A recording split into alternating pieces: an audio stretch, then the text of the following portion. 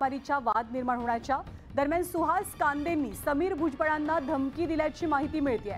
सुहास कांदेंनी समीर भुजबळांना जीवे मारण्याची धमकी दिली आहे। नांदगावमध्ये सुहास कांदे विरुद्ध समीर भुजबळ असा हा सामना रंगतोय आणि सुहास कांदेंनी समीर भुजबळांना जीवे मारण्याची धमकी दिल्याची माहिती आहे।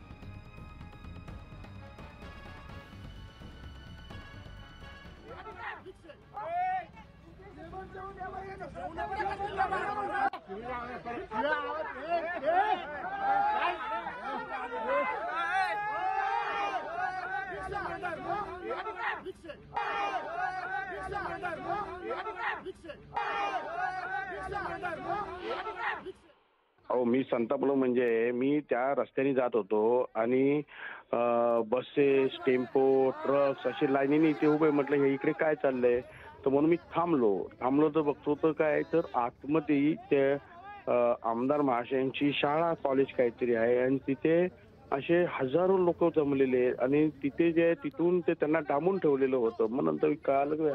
मग मी पोलिसांना फोन केला, इलेक्शन कमिशनच्या अधिकाऱ्यांना फोन केला. इथे हजारो लोक जे आहेत ते डांबून ठेवलेले आहेत आणि पैसे वाटायचं काम चालू आहे मोठ्या प्रमाणात.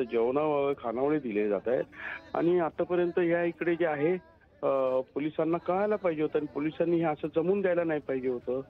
परंतु ते मी करत असताना पोलिसांना बोलवण्यापर्यंत जे आमदार आले आणि आमदार माझ्या अंगावर जाऊन आले आणि मला मारायची धमकी देत, मला शिवीगाळ केली आणि हे सगळं चालताना पोलीस आपले नियमितपणे बघतच होते.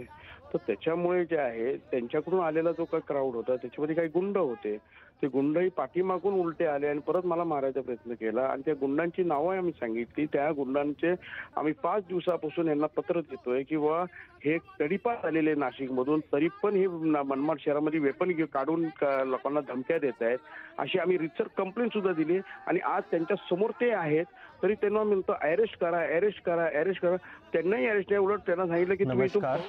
आता थोड्या वेळापूर्वी जे मीडिया आहे त्यामध्ये वेगळे चॅनल्सवर असे दृश्य दाखवलेले आहे की नांदगाव मतदारसंघामध्ये आज 2 उमेदवारांमध्ये भांडण झालेली आहे आणि त्यामध्ये जे उमेदवार जे वोटर्स आहे, मतदार आहे, त्यांची ओळखबद्दल एक उमेदवाराने संशय व्यक्त केलेला आहे.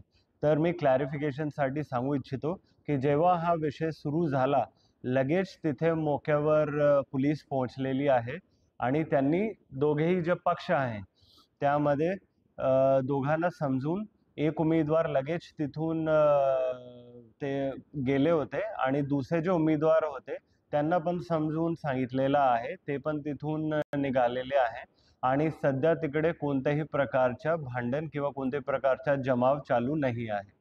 ह्याच्या व्यतिरिक्त ह्या संबंधित जे निवडणूकचे कायदे असतात त्यानुसार पण कारवाई केलेली आहे आणि 3 वेगळे प्रकारचे निवडणूक आचारसंहिता असते त्या हिशोबाने गुन्हे दाखल करण्याची कारवाई सुद्धा चालू आहे.